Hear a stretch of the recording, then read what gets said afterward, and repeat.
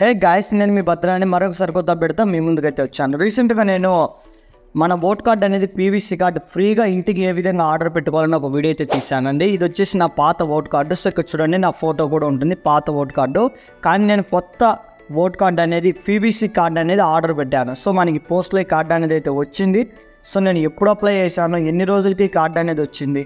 ఇకపోతే మేము అప్లై చేసిన తర్వాత మాకు ఇంకా కార్డు అనేది రాలేదు. ఎందుకు రాలేదు, ఎక్కడ మీ అప్లికేషన్ అనేది పెండింగ్లో ఉంది, రిజెక్ట్లో ఉంది, అసలు ఏంటి దీని ప్రాబ్లం గురించి చాలామంది చాలా డౌట్స్ అయితే రైట్ చేశారు. ఈరోజు ఈ యొక్క వీడియోలో నేను మీకు నా పీవీసీ కార్డు అనేది క్లియర్గా లైవ్లో అయితే చూపిస్తాను. అలాగే మీ కార్డు అనేది ఎందుకు రాలేదు ఏంటి అనేది కూడా ఎక్స్ప్లెయిన్ అయితే చేస్తాను. సో గాయస్, ఇంకా మీరు ఈ వీడియోని లైక్ చేయకపోతే లైక్ చేయండి. మరిన్ని అప్డేట్స్ కోసం మన ఛానల్ ఇప్పుడే సబ్స్క్రైబ్ అయితే చేసుకోగలరు. ఇన్ కేస్ ఇంకా మీరు ఫ్రీ ఓట్ కార్డుకి అనేది అప్లై చేయకపోతే డిస్క్రిప్షన్లో వీడియో లింక్ అయితే ఇస్తాను. అలాగే మన ఎండ్ కార్డ్స్లో ఈ వీడియో లాస్ట్లో కూడా ఒకసారి వీడియో అయితే ఇస్తాను. ఒకసారి ఆ వీడియో కూడా చూసి మీరు కూడా ఫ్రీగా ఓట్ కార్డు అనేది అప్లై చేసి పెట్టుకోండి. సో ఫస్ట్ ఆఫ్ ఆల్ ఇక్కడ మనకి ఓట్ కార్డు అనేది అప్లై చేసిన తర్వాత ఇక్కడ మనకి కొన్ని స్టేజెస్ అయితే ఉంటాయి.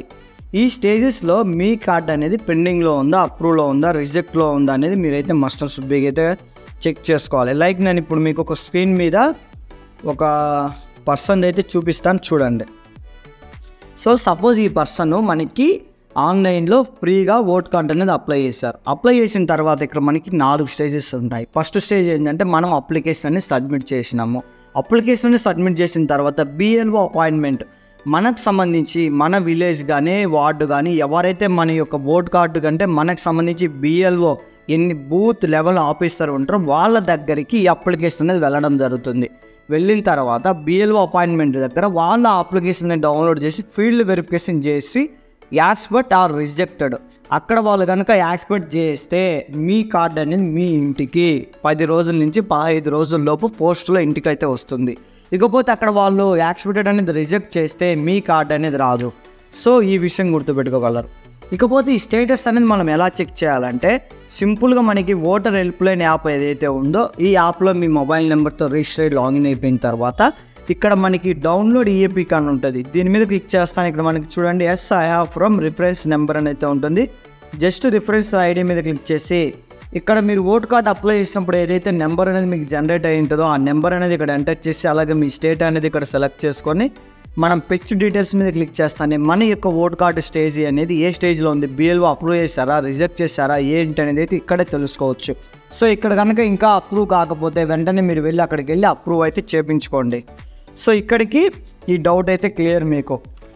ఇకపోతే నా ఓట్ కార్డు అనేది ఎలా ఉంది ఏంటి అనేది నేను మీకు ఇంకా సీల్ కూడా ఓపెన్ చేయలేదండి. ఇప్పుడే మీకు చూపిస్తాను లైవ్లో.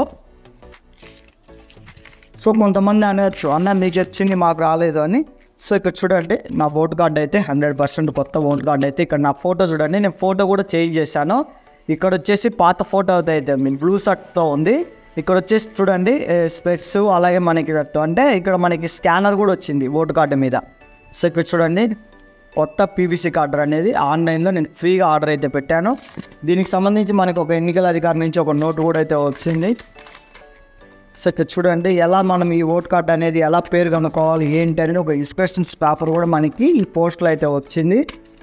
సో మీరు కూడా ఫ్రీగా ఓట్ కార్డు అనేది అయితే అప్లై చేయండి. ఇంకా ఎవరైనా అప్లై చేయకపోతే మీరు ఎలా ఓట్ కార్డు అప్లై చేయాలి ఏంటి అనేది పూర్తి వీడియో డిస్క్రిప్షన్లో కానీ ఎండ్ కార్డులో కానీ అయితే ఇస్తాను. ఒకసారి వీడియో చూసి మీరు కూడా ఈ కొత్త ఓట్ కార్డు అయితే అప్లై చేసుకోండి. సో చూడండి ఒకసారి నా ఫోటో, నా ఓట్ కార్డు అనేది కొత్తది ఎలా ఉందో.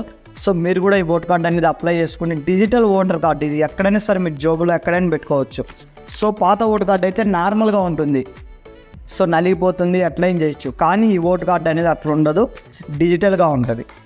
సో ఖచ్చితంగా మీరు కూడా వీడియోని లైక్ చేసి మీ ఫ్రెండ్స్ ఫ్యామిలీ మెంబర్ కూడా షేర్ చేస్తారని కోరుకుంటూ జై హింద్.